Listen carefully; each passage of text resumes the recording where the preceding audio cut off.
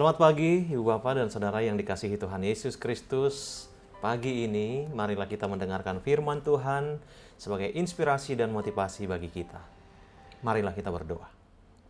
Damai sejahtera Allah yang melampaui segala akal dan pikiran, itulah yang menyertai hati Bapak, Ibu, dan Saudara-saudari sekalian. Dalam Kristus Yesus Tuhan kita. Amin. Firman Tuhan bagi kita hari ini diambil dari kitab Galatia pasal 1 ayat 1. Demikianlah sabda Allah.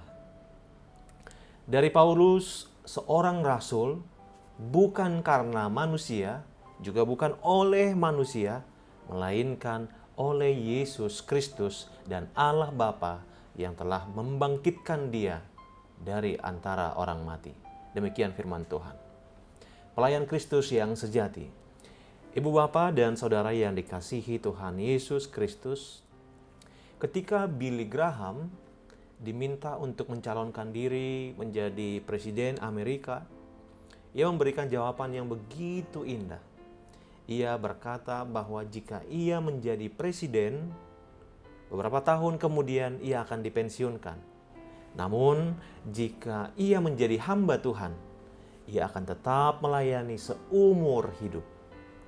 Saudaraku, pernyataan Billy Graham di atas menunjukkan suatu kesadaran bahwa panggilannya menjadi hamba Tuhan adalah panggilan yang agung, panggilan yang istimewa, lebih daripada hanya sekedar menjadi seorang presiden Amerika yang temporer.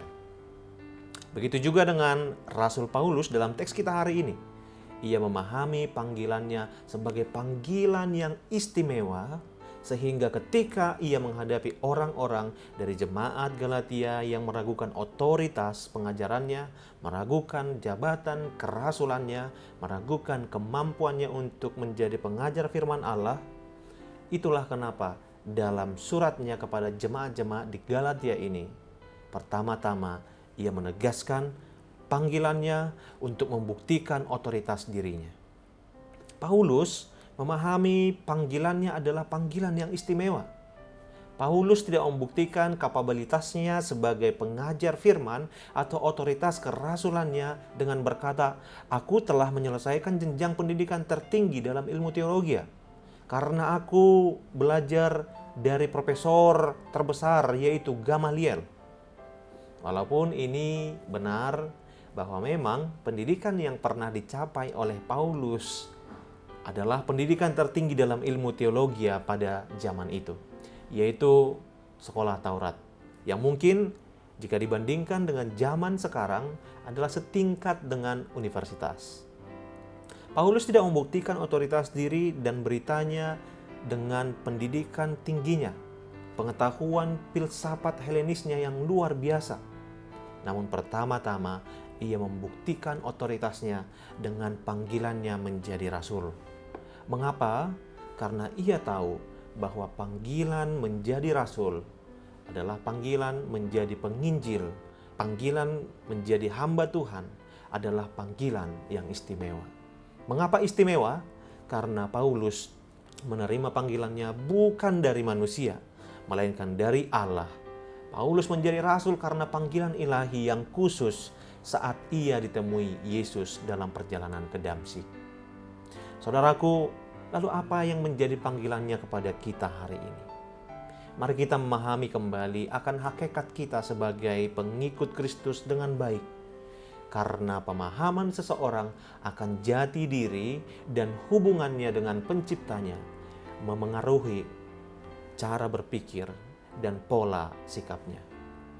Paulus tahu dengan jelas bahwa Allah telah menetapkannya sebagai rasul. Walau pelayanannya mengalami kesulitan, yakni kerasulannya ditantang dan ajarannya dipertanyakan, ia tetap berusaha untuk bergerak maju. Pelayanan apa yang telah Tuhan tetapkan untuk Anda hari ini? Akankah Anda dengan mudah mundur ketika Anda menghadapi kesulitan dalam pelayanan? Bagaimana Anda bisa berusaha bekerja lebih keras dalam situasi yang sulit? Sebagaimana di Galatia, kelompok pengacau akan tetap ada. Tetapi jangan fokus ke sana, melainkan fokuslah kepada hakikat diri sebagai pelayan Kristus untuk melakukan kesukaan Kristus. Amin. Marilah kita berdoa. Ya Tuhan Allah, kiranya pengenalan diri akan hakikat sebagai pengikut Kristus semakin baik, sehingga kami dapat semakin tangguh melayani-Mu dalam hidup kami. Amin. Selamat pagi dan selamat beraktivitas Ibu Bapak. Kiranya kita tetap dengan setia melakukan protokol kesehatan dimanapun kita berada. Shalom.